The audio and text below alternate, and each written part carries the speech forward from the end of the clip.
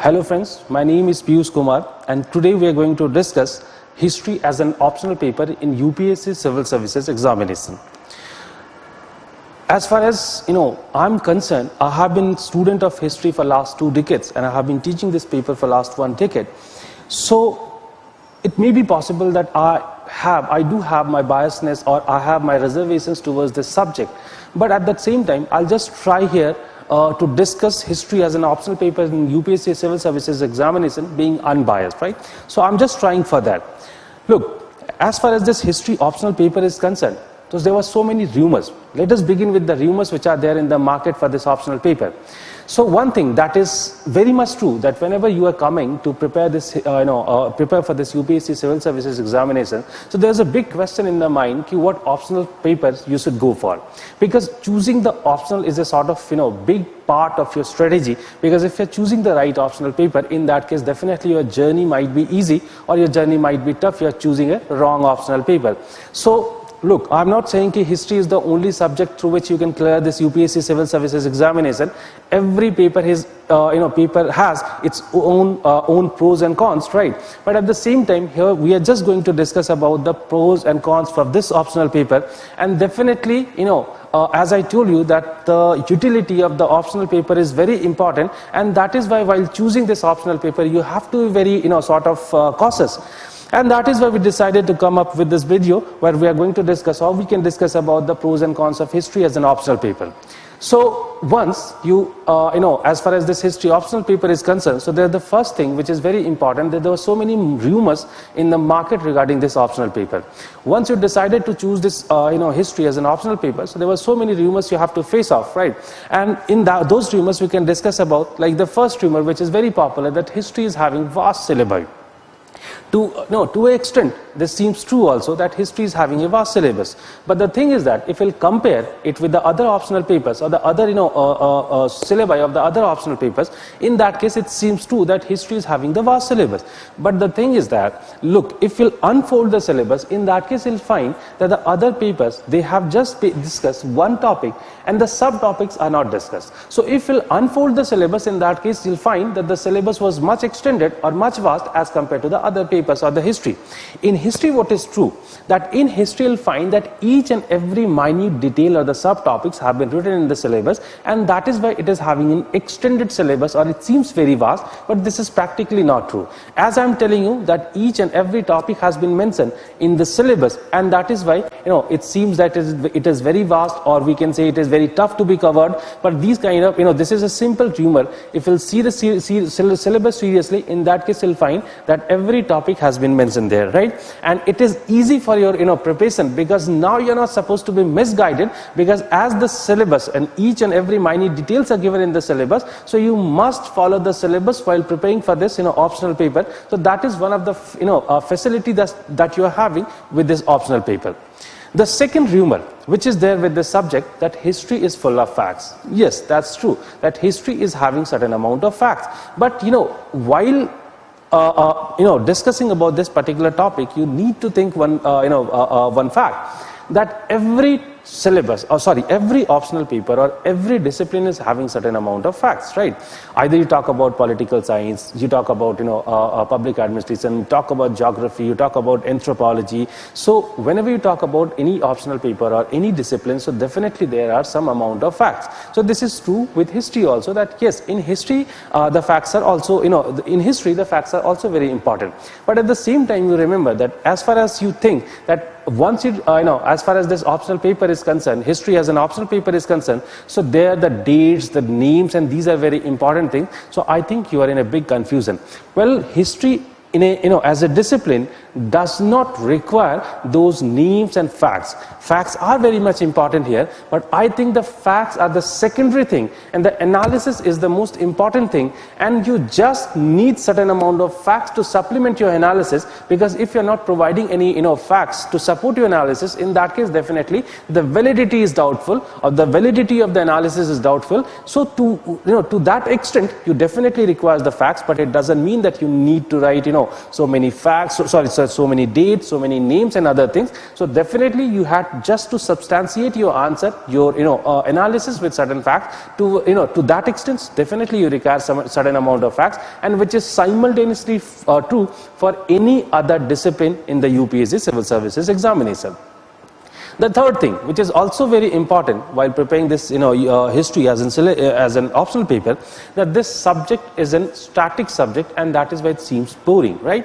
This is completely wrong. History, the first thing, is not a static subject, and in fact, you'll find that so many things, so many new researches are coming on, right?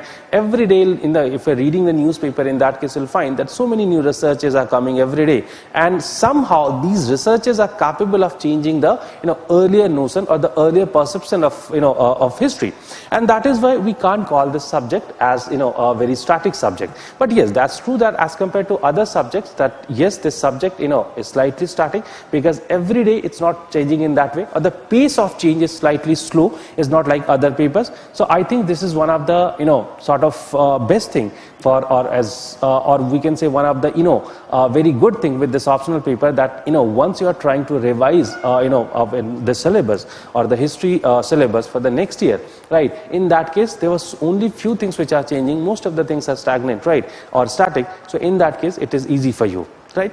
There's another confusion regarding this paper or this discipline, that this discipline is not theoretical. I think this is the biggest confusion which people are having regarding this optional paper.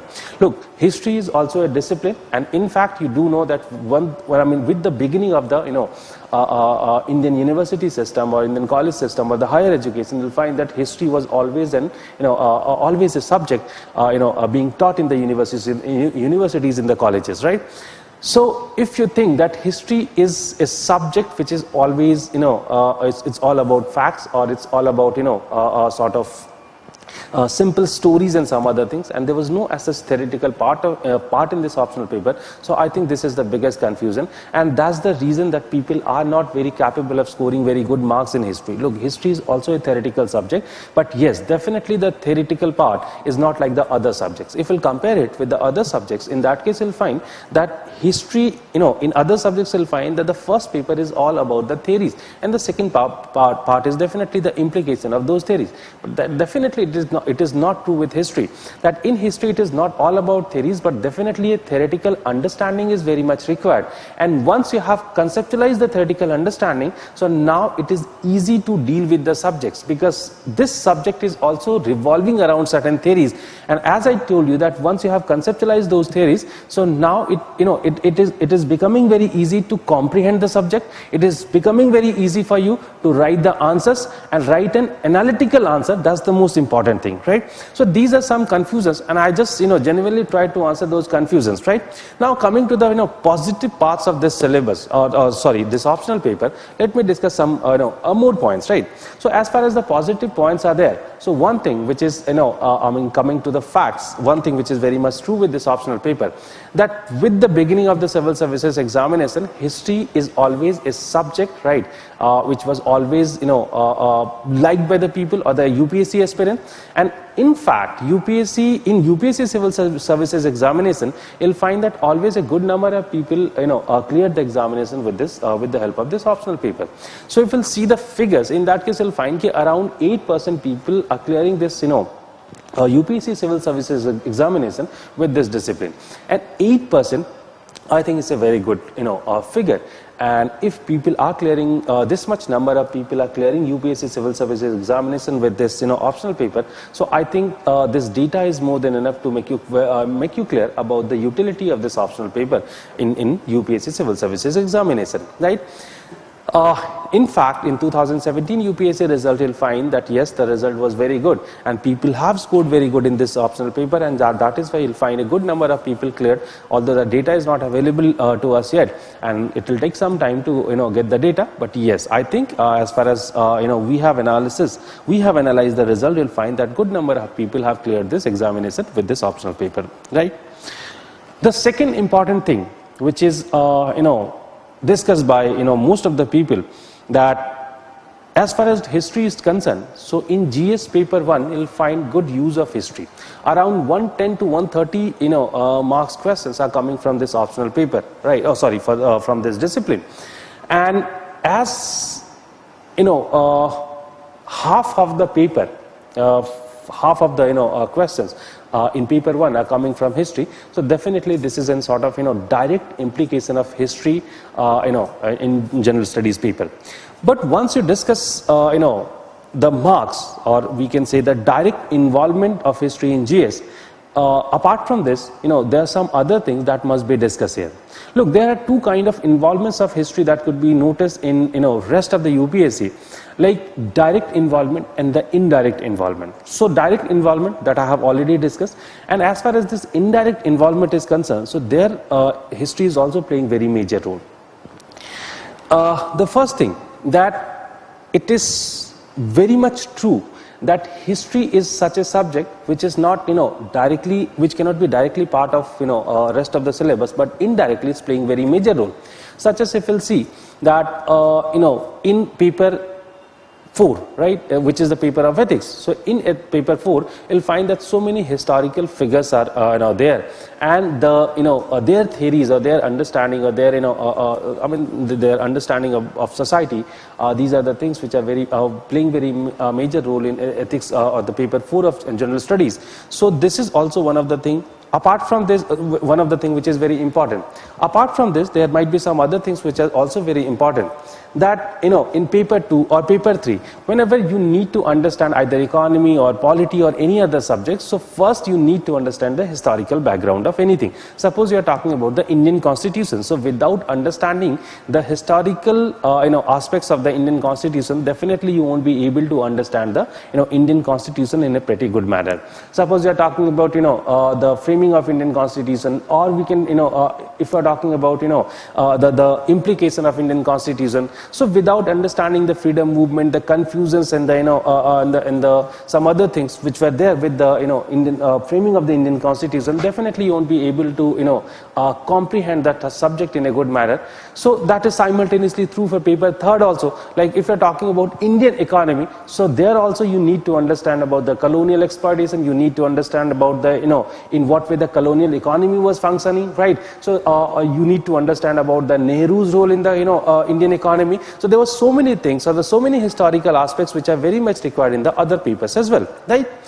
But apart from this, there's another thing which is very important, that, if you'll see that the GS syllabus of history, in that case you'll find that, the modern India or the Indian freedom movement is there. Apart from that, the world history is there. Definitely this is true that only one question or two questions are coming from the world history, or only 3 or 4 questions are coming from modern India. But it is not about that. The thing is that ultimately you have to cover the whole syllabus of the modern India, you have to cover the whole syllabus of the world history. Even though one question is being asked, there may be possible that with a generalistic understanding you will be able to write the answers of the GS questions. But even though you need to understand in a pretty good manner the sort of world history, the modern India, right, the Indian freedom struggle. So there were so many things which are very important while preparing this GS paper 1 or the history part of GS paper 1. Apart from that, if you have seen the nature of the questions which are coming in the segment of art and culture, you'll find that the many questions are being asked from the ancient and medieval Indian history too. So in ancient and medieval Indian history, which is not directly part of the GS syllabus, but even though if you need to understand, if you need to write the sort of the answers in GS paper 1, in that case you need to know about, you need to know at least some aspects of ancient and medieval Indian history too. So roughly we can say one thing, you need to understand the whole syllabus of history, even in general studies. So as you need to understand the whole syllabus of general history even in general studies, so I think it is helping you definitely in many directions if you have this optional paper as history, right? The second thing, the next thing, which is again very important, that as far as this history as an optional paper is concerned, so the materials which are very important for your preparation, so there are no dearths of materials in this particular materials or the stuff in this for this optional paper. Look, there were so many books have been written, right, and the books are available in Hindi as well, right. So there were so many books which were developed, written by Indian authors or the Indian historians, and these books are definitely sufficient to comprehend the subject. And here you are not looking or you are not searching for books, because the books are available, the books are very straightforward, the books are mentioning about the syllabus. And that is why I must say one thing, definitely history is playing very history can be history may be a good subject for you, as an optional paper, right. Well, there are some other things which are also very important, that history is a subject that you always have certain amount of familiarity with this subject. Look, as far as other optional paper or other disciplines are concerned, so definitely in other disciplines what is happening, definitely you have to begin with the zero, because you don't have, because now people are coming from various various fields and the various sort of academic backgrounds, and they are preparing for this UPSC, taking the humanities subjects, like the people who are doctor, the people those who are engineers and some other backgrounds, they all are coming, they are taking the humanities subjects and they are clearing this examination. So the thing is that whenever you start preparing, you have to begin with the zero. But as far as this history optional is concerned, so I think you are not supposed to begin with the zero. Many people are having their own interest in history, right? And because they are watching many serials, they are watching so many historical movies have been made. So just due to various reasons, you'll find that people are having their interest in this optional paper. So roughly we can say that you are having certain familiarity or certain amount of familiarity with this subject, and that is why it is slightly easy for you to pick this particular discipline as an optional paper. So look, we have already discussed about the rumors which are there with this optional paper, which are apart from this, the positive aspects or the positive sides of this optional paper. But at the same time, at the end of this video, I must say you one thing, that ultimately it is all about your choice, right? So if you don't find that you are very much comfortable with this optional paper, so I think there is no compulsion as such, right? So in what paper, in what discipline you feel that you are comfortable, you are having certain amount of interest, right? In that case, you must go for that optional paper. Thank you very much.